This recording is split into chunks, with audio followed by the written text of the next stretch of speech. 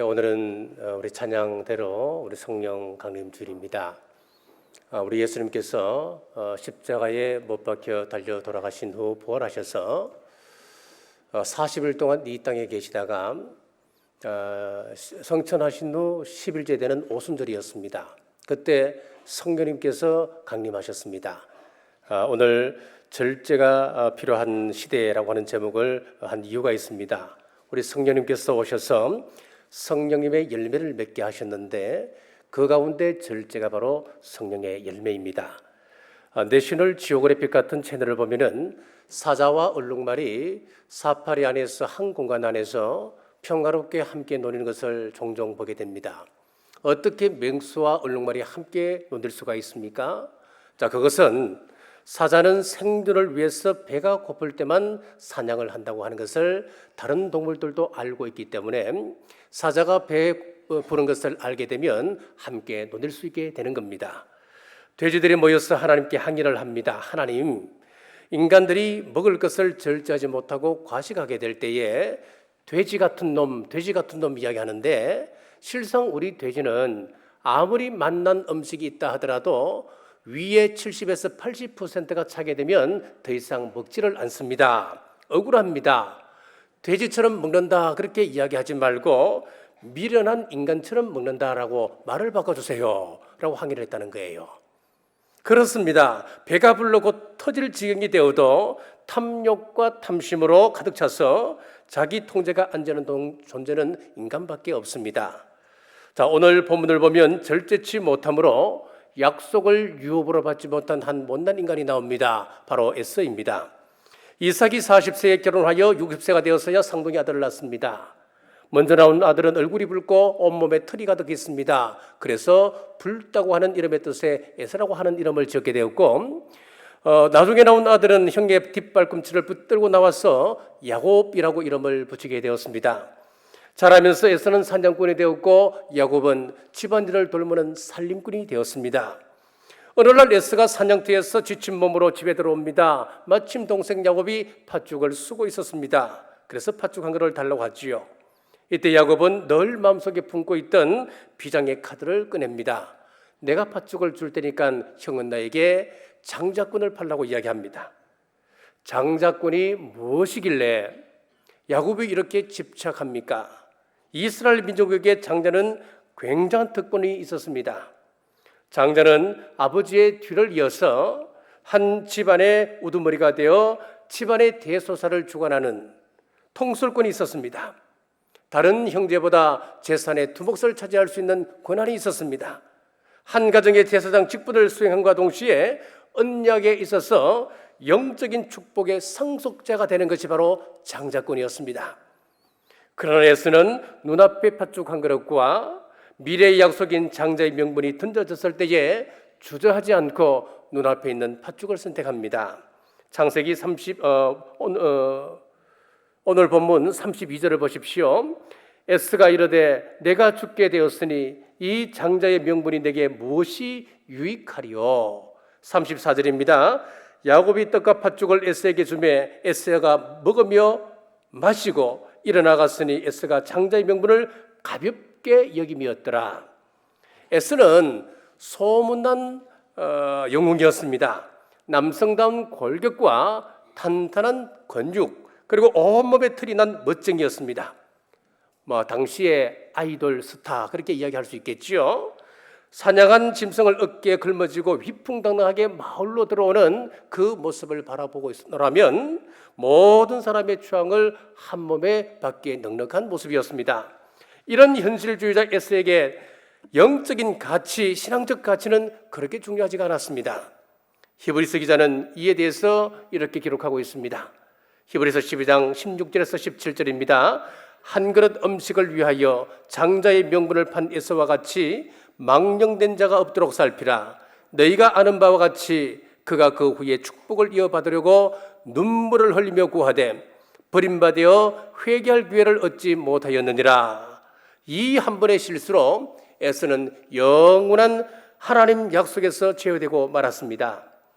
에서가 이렇게 하나님의 축복을 소홀하게 생각한 이유가 무엇이겠습니까? 그는 많은 사람들에게 인정과 칭찬을 받는 것에 만족하고 있었습니다. 그는 미래의 축복에 대해서 소홀히 생각하고 있었습니다. 지금 당장 배가 고픈데 장작분이 무슨 소용이 있는가? 지금 당장 배고파 죽을 지경인데 미래가 무슨 소용이 있는가? 아무 미련 없이 하나님의 축복을 차버리고 말았습니다. 본문을 가만히 살펴보면 에스가 얼마나 순간적인 것에 집착하는가를 알 수가 있습니다. 30절 말씀입니다. 야곱에게 이르되 내가 피곤하니 이 붉은 것을 내게 먹게 하라 한지라. 원문에 보면은 당장 달라 그렇게 되어 있습니다.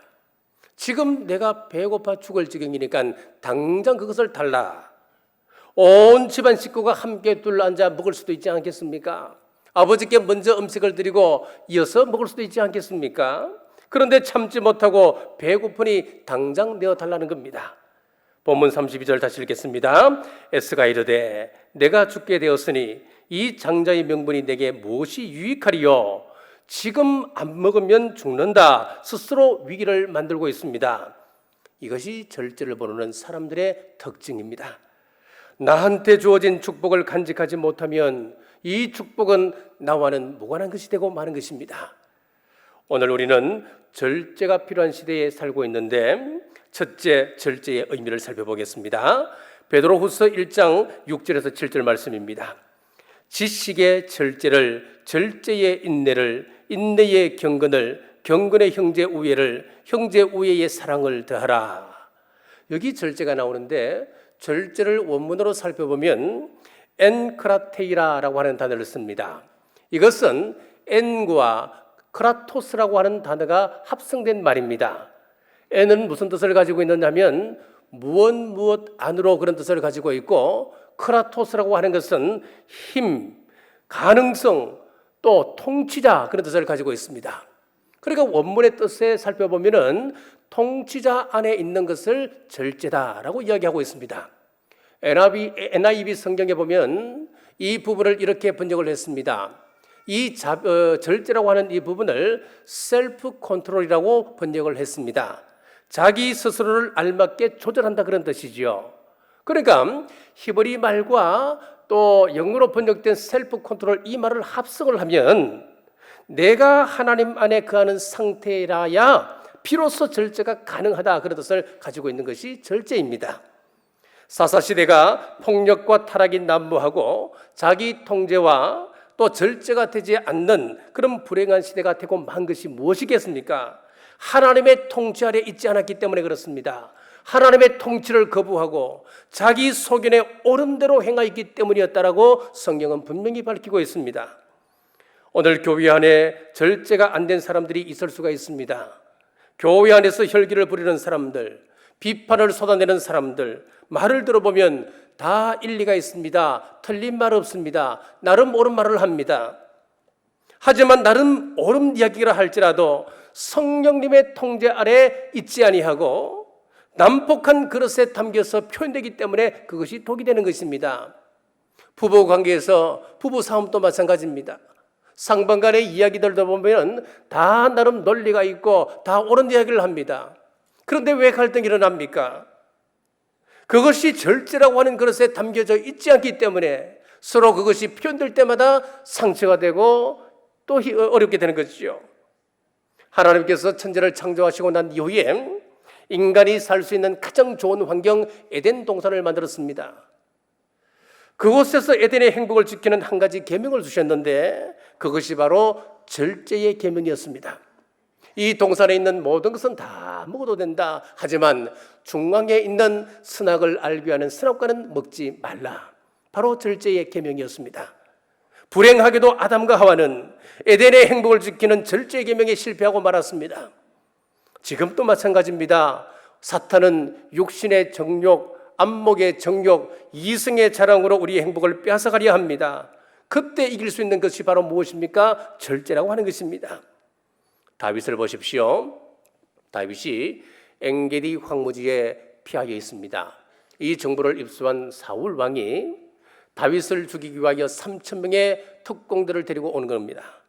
마침 다윗이 숨어있던 그 굴 속으로 사울이 홀로 들어오는 것 아니겠습니까?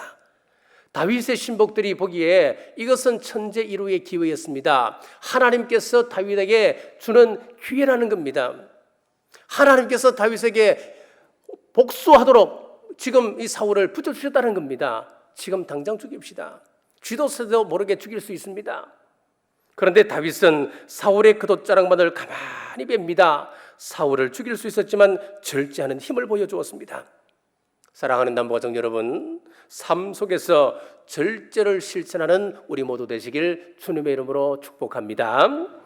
두 번째, 그럼 어떻게 절제의 열매가 가능하겠습니까? 그것은 성령 충만해야 가능합니다. 갈라디아서 5장 22절에서 23절 말씀입니다. 오직 성령의 열매는 사랑과 희락과 화평과 오래 참음과 자비와 양성과 충성과 온유와 절제니. 자, 여기서 9가지 열매를 이야기하면서 뭐라고 말씀하느냐? 성령의 열매다라고 전제를 갈고 있습니다. 우리가 땀 흘려 훈련을 받아도 비전을 세우고 다짐을 한다 하더라도 우리 힘으로는 불가능합니다. 성령님의 도움이 있어야 가능합니다. 성령님께서 내 안에 나를 사로잡아 주실 때만 비로소 절제의 열매를 맺을 수 있다라고 하는 것을 말씀하고 있습니다. 마태복음 4장에 보면은 우리 예수님께서 40일을 금식하신 이후에 사탄의 시험을 받으시는 이야기가 등장합니다. 첫 번째 시험이 무엇이든가요? 마태복음 4장 3절입니다.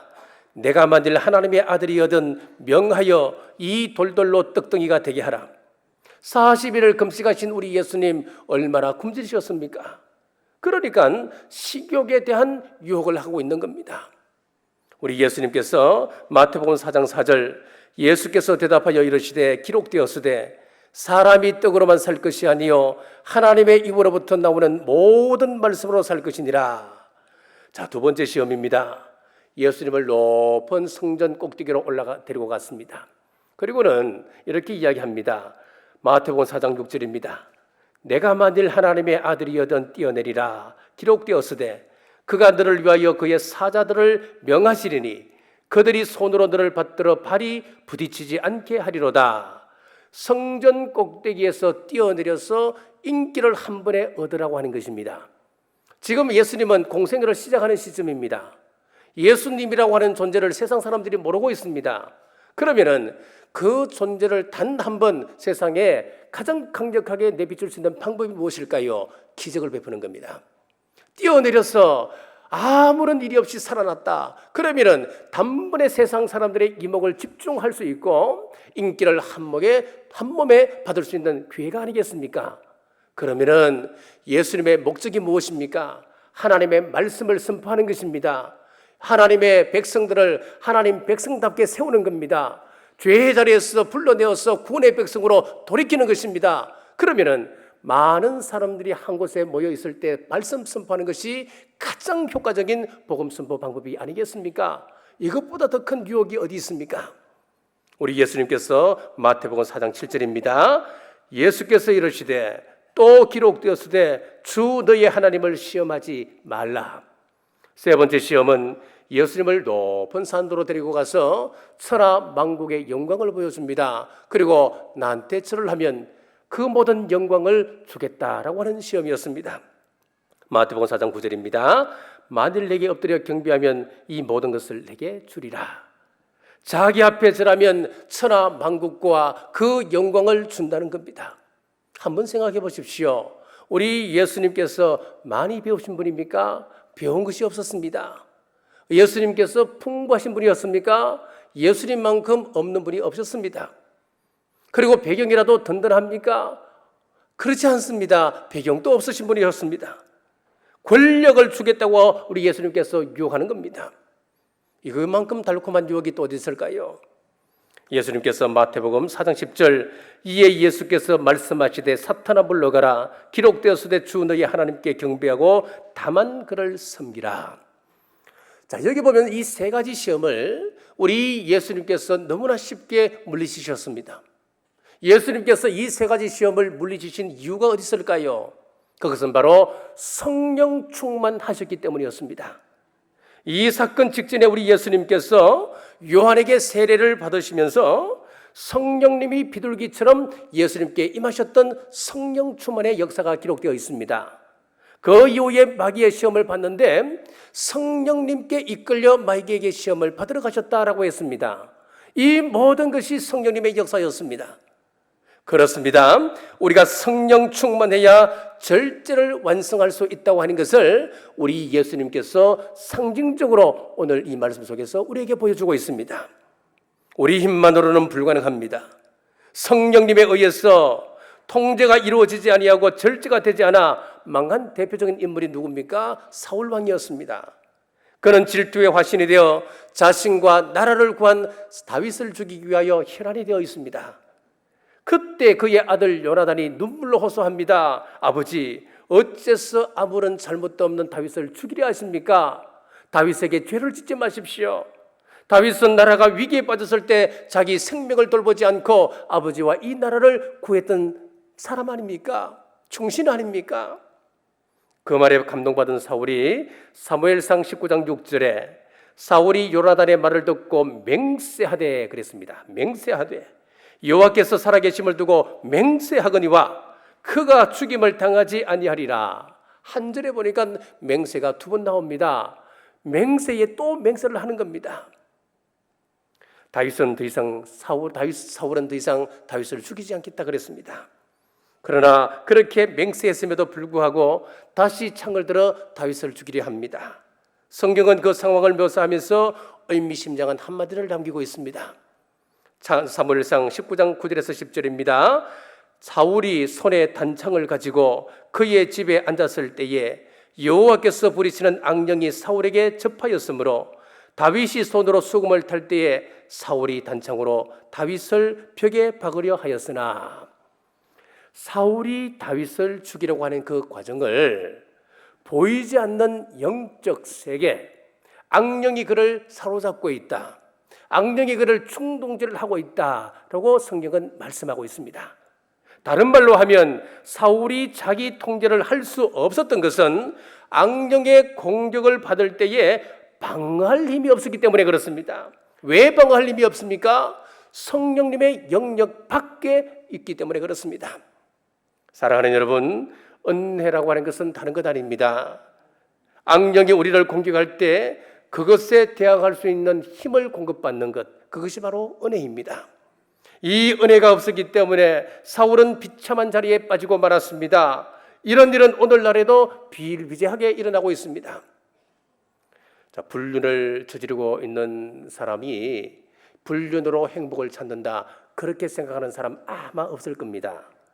불륜을 저지르면 결국 내 가정은 깨어지고 결국엔 종국에 가서는 내 스스로도 파멸에 빠질 것이다. 이건 모르는 사람 누가 있겠습니까?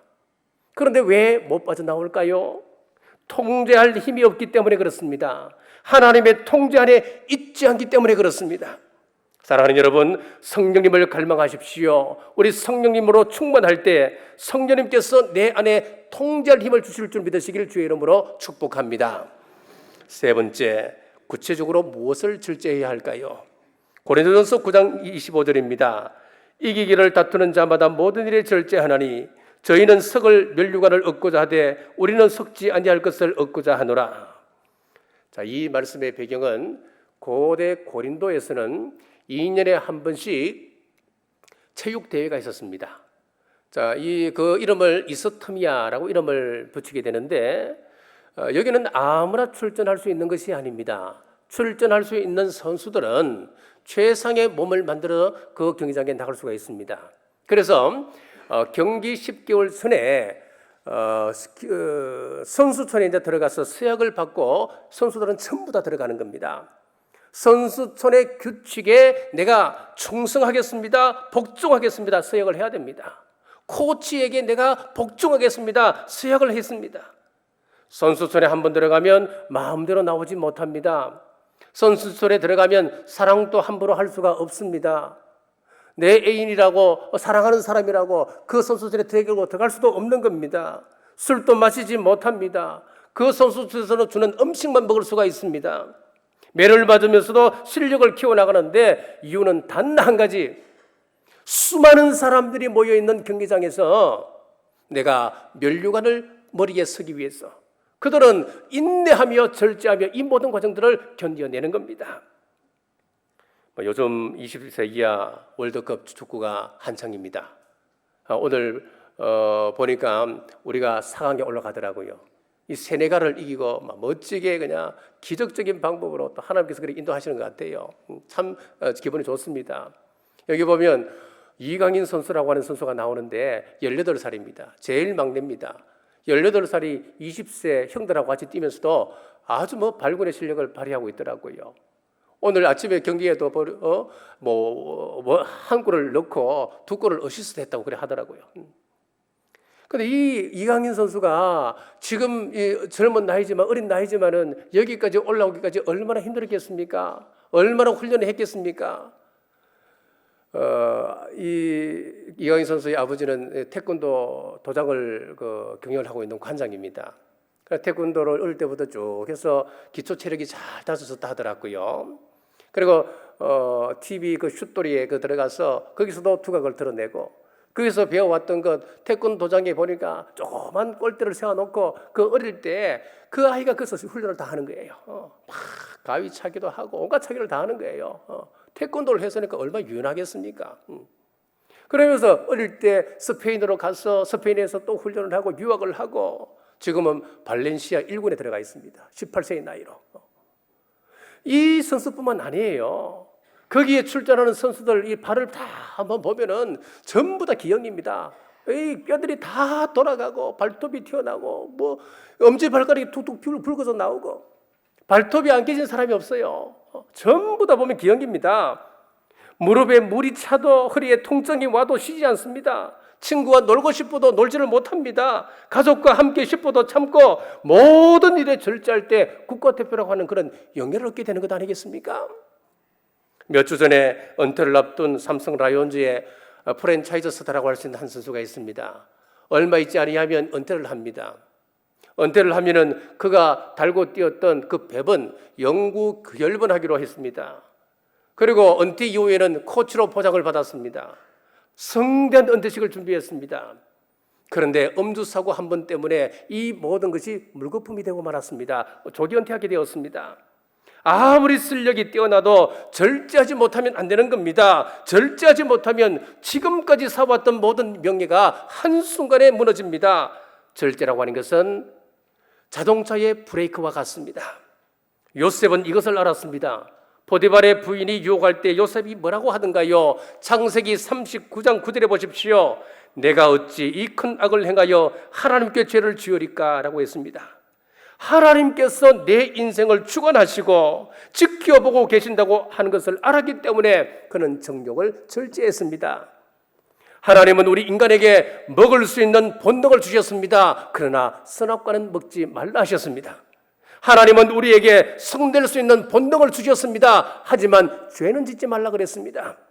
뭐든지 가질 수 있습니다. 그러나 도둑질은 안 되는 겁니다. 말할 수는 있지만 우리 입에서 더러운 말은 안 되는 것입니다. 내가 할 수 없는 것과 할 수 있는 것을 구별하는 것, 그 지혜가 절제입니다. 심리학자 아들러는 인간의 성격이 형성되는 그 시기에 어떤 경험을 가지느냐가 그 사람의 성격을 좌우한다라고 하는 이야기를 했습니다. 자, 그러면 한번 생각해 보십시오. 다른 말로 하면은 우리가 양육하고 있는 이 자녀들 유아기가 굉장히 중요합니다. 어린 시절에 아이들을 말씀 가운데로 인도하고 교회 교육 속으로 끌어들어와서 교회 생활을 하도록 훈련시키는 것, 그것은 우리 자녀들의 성격을 형성하는 데 절대적인 영향을 미친다는 거예요. 그러지 아니하고 어릴 때부터 어두운 세계에 들어가고 여기저기 왔다 갔다 하고 그러면 그 성격이 어떻게 되겠습니까? 어릴 때부터 그렇게 성격이 형성되어 버리는 거예요. 40세 정도 이상 된 그런 그 남성이 있었습니다. 그런데 이 사람은 피를 보면은 극한 공포에 떨고 막 그 사람이 어찌할 줄 모르며 갑자기 쓰러져서 그냥 발작을 하는 거예요.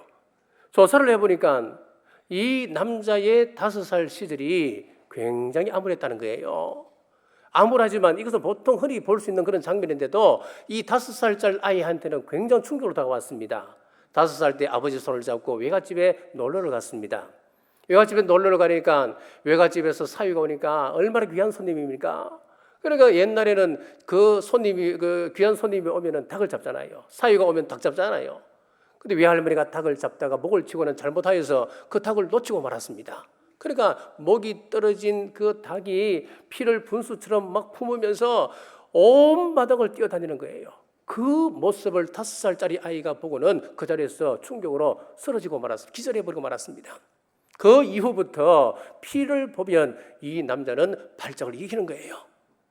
가정사역자 정택기 목사님, 이분은 유난히 봄을 싫어했다 그럽니다. 왜 이분이 봄을 싫어할까? 유난히 봄을 탈까? 쭉 이유를 들어보니까 어릴 적에 농사철이 시작되면은 식구들이 이 어린 아이 하나를 집에 남겨두고는 전부 다 일을 하러 나가는 거예요. 정택기 목사님은 어릴 때 굉장히 가난했습니다. 살기 힘들었습니다. 산골이었습니다. 이 산골이면 또 밤이 빨리 찾아오잖아요. 그러니까 어둑어둑한 그때까지 부모들은 돌아오지 않고 이 꼬마는 혼자 그 무서움에 뚫면서 울면서 부모를 기다렸다는 거예요. 어떤 때는 울다가 잠이 들기도 하고요. 그러니까 이 정택기 목사님은 봄이 싫다는 거예요. 그렇게 유난히 봄을 탄다고 하는 거예요. 우리가 가지고 있는 습관적인 두려움, 내면의 염려와 걱정, 이런 것들은 우리가 선택하는 것이 아니라 우리의 자라온 환경과 경험에 의해서 결정되어져 버리는 것이 많이 있습니다. 그래서 우리는 경험이 중요하고, 우리가 이 경험할 때에, 어떤 일을 경험할 때에 절제가 들어가지 않는다면은 우리는 50년, 60년 살더라도 그 어릴 때 잘못된 경험으로 말미암아 그 영향하에, 그 지배하에 놓을 수밖에 없다고 하는 거예요. 이렇게 경험이라고 하는 것이 중요하기 때문에 일상적인 삶을 절제해야 됩니다. 내 속에 어떤 원망이 있는지요? 동료와 이웃에 대한 미움, 부모와 자녀에 대한 원망을 가지고 있지는 않습니까? 생각과 보는 것과 말과 감정과 삶을 절제하십시오. 아담이 생각과 보는 것을 절제했다면 에덴 동산을 지켜낼 수 있었을 겁니다. 사울 왕이 감정과 행동을 절제했다면 그의 왕권을 지켜낼 수 있었을 겁니다. 절제하지 못함으로 하나님께서 예비하셨던 그 복을 지키지 못했습니다. 절제는 예비해 놓은 복을 지키는 통로이고 그릇입니다. 섭섭하고 괘씸하다고 매번 분을 내어서 행복할 수 있겠습니까? 조금만 절제하면 행복해집니다. 분노를 절제하고 언어를 아끼면 행복해집니다. 여러분 마음속에 절제를 심으십시오. 그 뿌리는 서도 그 열매는 분명히 담은 법입니다. 교회 생활도 마찬가지입니다. 내 감정 따라 내 하고 싶은 말 다 하면 이 교회는 무너집니다. 교회의 덕이 될지 안 될지 구별해야 됩니다. 그 말을 하고 나면 내 마음은 시원할지 모르지만은 교회가 어렵게 된다면 절제해야 합니다. 그 말 때문에 교회의 평안이 깨어진다면 우리는 절제해야 합니다. 교회를 싸움판으로 만들면 누가 좋아합니까? 마귀가 좋아할 뿐입니다. 하나님은 우리에게 주어질 그 복을 어디를 통해서 주기를 원하시냐면 교회를 통하여 우리에게 복이 전달되게끔 하십니다. 그래서 교회는 굉장히 중요합니다. 교회가 혼란 속에 빠지고 교회가 정말 이 혼란 속에 빠져든다면 하나님께서 예비하셨던 그 복을 우리는 지켜내지 못하는 겁니다. 하나님이 교회를 통해 예비하신 그 복을 지키는 것이 바로 절제입니다. 오늘 성령 강림주일 성령 충만함으로 축복의 그릇인 절제를 굳건히 함으로 하나님의 아름다운 축복을 지켜나가시고 또 그 축복을 자자손손 흘러보내는 우리 모두 되시길 주님의 이름으로 축복합니다. 기도하겠습니다. 하나님 은혜를 감사합니다. 오늘 성령님의 열매 절제를 나누며 우리 자신을 보며 새롭게 결단합니다. 축복의 그릇인 절제 열매를 맺음으로 성령의 아름다운 열매를 담아 하나님 앞에 착하고 충성된 종으로 인정받게 하시고 절제를 굳건히 함으로 아름다운 축복을 지켜나가 축복의 통로 되게 하여 주옵소서. 다시 오실 예수님 이름으로 간절히 기도드리옵나이다.